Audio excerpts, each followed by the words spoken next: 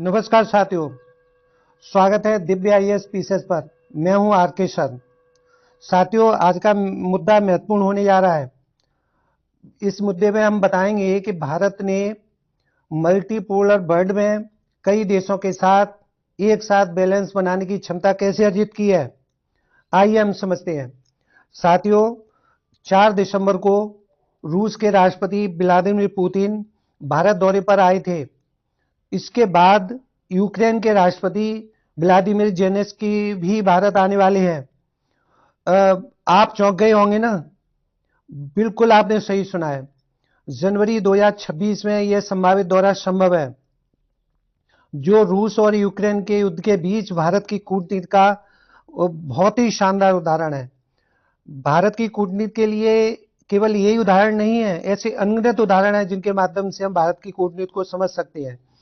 जैसे कि रूस यूक्रेन युद्ध हो, या यूएस रशिया के बीच में कन्फ्लिक्ट हो, या चाइना और ताइवान के बीच में कन्फ्लिक्ट हो, या इजराइल फिलिस्तीन के बीच।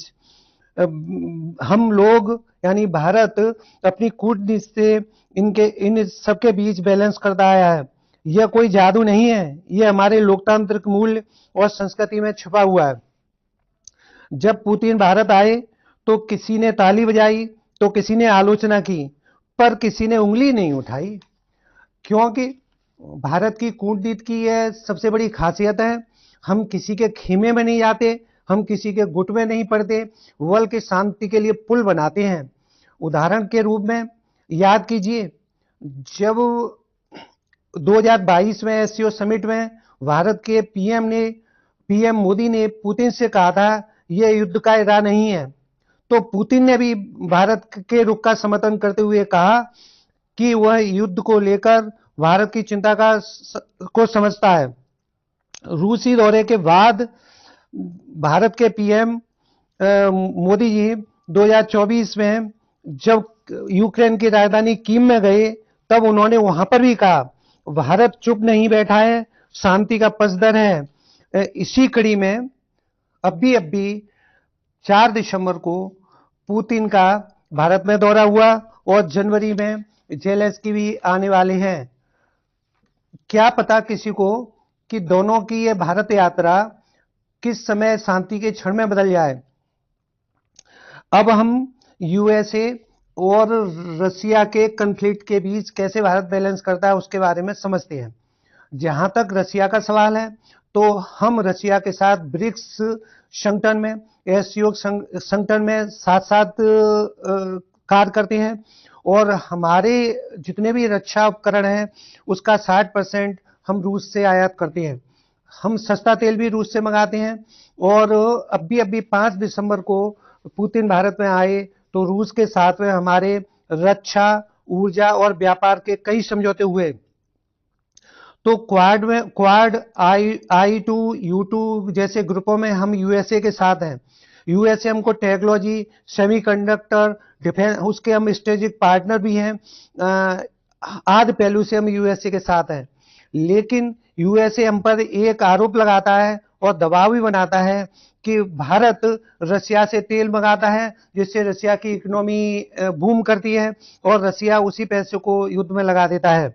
लेकिन भारत ने यूएसए से सीधे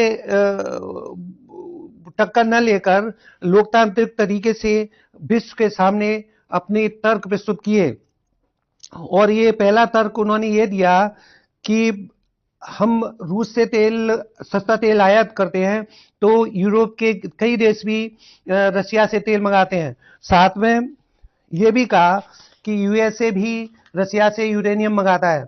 अभी 5 दिसंबर को भारत दौरे के समय पुतिन ने कहा था कि अगर यूएसए रशिया से यूरेनियम मंगा सकता है तो भारत का भी उतना अधिकार है कि रूस से सस्ता तेल ले। दूसरा तर्क यह दिया कि अगर भारत रूस से सस्ता तेल न मंगाए तो वो विश्व मार्केट से खरीदेगा, और विश्व मार्केट से भारत खरीदेगा तो विश्व में तेल महंगा हो जाएगा, और जब विश्व में तेल महंगा हो गया तो अल्प विकसित देश जैसे अफ्रीका, केन्या और बुरुंडी, इस प्रकार के जो अफ्रीकी देश हैं और अन्य अल्प विकसित देश हैं, तो वहां पर महंगाई होने से बहुत ही परेशानी पैदा हो जाएगी। तो इन सभी तर्क रखने से वैश्विक दबाव के कारण यूएसए और भारत के बीच में बर्फ पिघलती नजर आई, और जो यूएसए ने भारत के ऊपर टैरिफ लगा रखे थे उसके संदर्भ में वार्ता स्टार्ट हुई। और अभी खबर आ रही है कि 10 दिसंबर को यूएसए से एक व्यापारिक मंडल भारत में वार्ता के लिए आ रहा है। इसमें टैरिफ को कम करने की बात हो सकती है, जो भारतीय व्यापारियों के लिए बहुत ही चिंता का विषय बनी हुई है।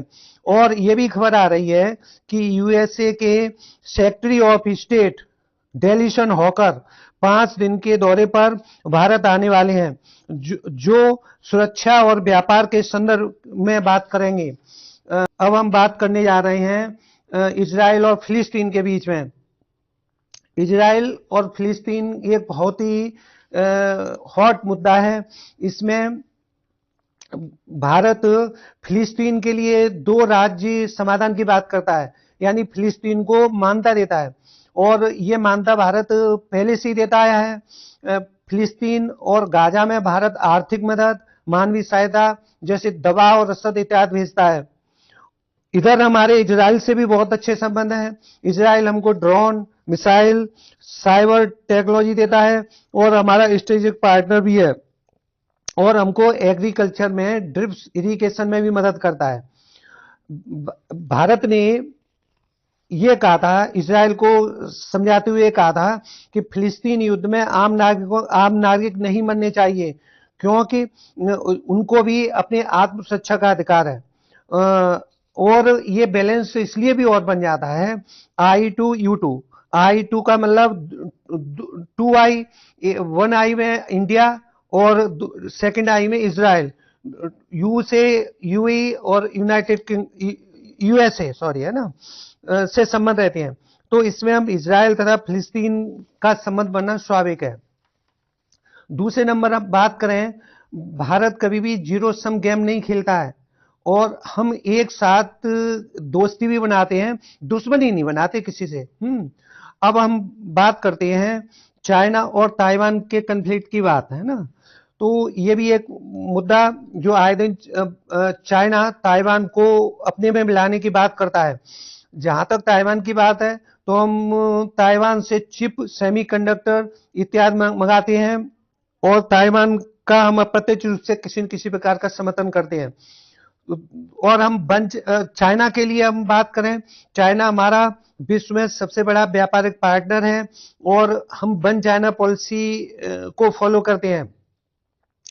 और अभी चाइना से खबर आ रही है, पुतिन 4 दिसंबर को भारत यात्रा पर आए थे, तो चाइना ने स्वागत किया है और कहा है कि रूस, चीन, भारत उभरती हुई अर्थव्यवस्था है, हम भारत से बहुत अच्छे संबंध बनाने के लिए तैयार हैं।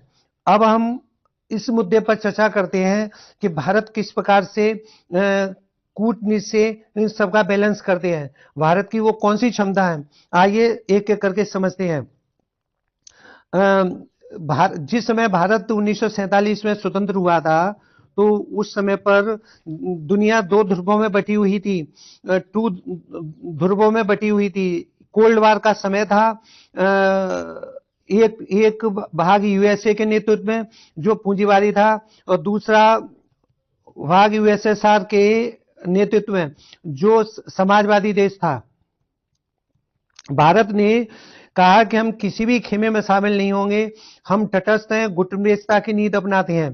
तो भारत किसी भी, लेकिन यहाँ पर एक बात और स्पष्ट कर देना चाहता हूं, गुटनिरपेक्षता कोई निष्क्रिय होकर पड़े रहना नहीं है, ये सक्रिय होकर सही बात का समर्थन करना है। आज तो गुटनिरपेक्षता का मतलब मल्टीपोलर विश्व है, और मोदी जी ने तो ये कहा था कि नाम का मतलब वसुंधैवसुधैव कुटुंबकम, यानी सभी विश्व एक परिवार है। जैसे कि ब्रिक्स है, ब्रिक्स में भारत रूस और चाइना के साथ है। क्वाड है, क्वाड में हम यूएसए, जापान और ऑस्ट्रेलिया के साथ कार्य करते हैं। G20 में सबके साथ कार्य करते हैं। ये भारत के